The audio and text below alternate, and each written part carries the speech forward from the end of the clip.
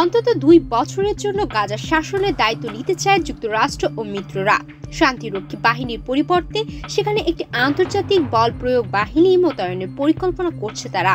মার্কিন সংবাদ মাধ্যম অক্সিওস জানিয়েছে, মার্কিন প্রশাসনের একটি গোপন নথির ভিত্তিতে এই প্রস্তাব জাতিসংঘ নিরাপত্তা পরিষদের কয়েকটি সদস্য রাষ্ট্রের কাছে পাঠানো হয়েছে।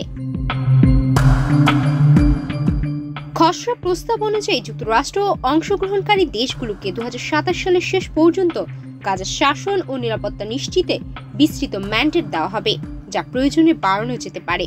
এক মার্কিন কর্মকর্তা জানিয়েছে, আগামী কয়েক সপ্তাহের মধ্যেই প্রস্তাবটি নিরাপত্তা পরিষদের ভোটের জন্য তোলা হবে এবং জানুয়ারির মধ্যে প্রথম সেনা মোতায়েনের পরিকল্পনা রয়েছে।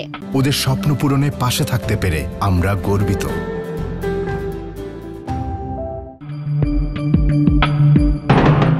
ওই কর্মকর্তা স্পষ্ট বলেছেন, আইএসএফ কোনো শান্তিরক্ষী বাহিনী নয়, এটি একটি বল প্রয়োগকারী বাহিনী, যার কাজ হবে ইসরায়েল ও মিশরের সঙ্গে গাজার সীমান্ত সুরক্ষা, সাধারণ নাগরিকের নিরাপত্তা, মানসিক সহায়তা করিডোর রক্ষা এবং নতুন ফিলিস্তিনি পুলিশ বাহিনীকে প্রশিক্ষণ দেওয়া। পাশাপাশি গাজার নিরস্ত্রীকরণ প্রক্রিয়া নিশ্চিত করা, সশস্ত্র অবকাঠামো ধ্বংস ও অরাষ্ট্রীয় সশস্ত্র গোষ্ঠীর অস্ত্র নিষ্ক্রিয় করাও এই বাহিনীর দায়িত্ব হবে। হামাস স্বেচ্ছায় নিরস্ত্রীকরণে রাজি না হলে আইএসএফ জোরপূর্বক তা বাস্তবায়ন করবে। খসড়ায় বলা হয়েছে, গাজার শাসনে বোর্ড অব পিস নামে একটি অন্তর্বর্তী প্রশাসনিক কর্তৃপক্ষ গঠন হবে, যার চেয়ারম্যান হবেন প্রেসিডেন্ট ডোনাল্ড ট্রাম্প। এই বোর্ড গাজার পুনর্গঠন, অর্থ সংগ্রহ ও স্থানীয় প্রশাসনের তদারকি করবে। স্থানীয় যোগ্য অরাজনৈতিক ফিলিস্তিনি নাগরিকদের নিয়ে একটি কমিটি গঠন করা হবে, যা গাজার দৈনন্দিন প্রশাসন পরিচালনা করবে। মানবিক সহায়তার সমন্বয়ের দায়িত্ব পাবে জাতিসংঘ, রেড ক্রস ও রেড ক্রিসেন্টের মতো আন্তর্জাতিক সংস্থাগুলো।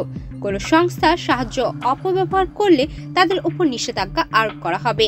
অক্সিওসের আগের প্রতিবেদন অনুযায়ী ইন্দোনেশিয়া, আজারবাইজান, মিশর ও তুরস্ক ইতিমধ্যে এই আন্তর্জাতিক বাহিনীতে সৈন্য পাঠাতে আগ্রহ দেখিয়েছে। খসড়ায় আরও উল্লেখ করা হয়েছে, বাহিনী গঠন ও এর কার্যক্রম পরিচালনা করতে হবে মিশর ও ইসরায়েলের ঘনিষ্ঠ পরামর্শ ও সহযোগিতার মাধ্যমে। আইএসএফ আন্তর্জাতিক আইন ও মানবাধিকার আইনের আওতায় প্রয়োজনীয় সব ব্যবস্থা নিতে পারবে গাজার স্থিতিশীলতা ও নিরাপত্তা নিশ্চিত করতে। সুমায়া মিতু, বাংলাদেশ প্রতিদিন।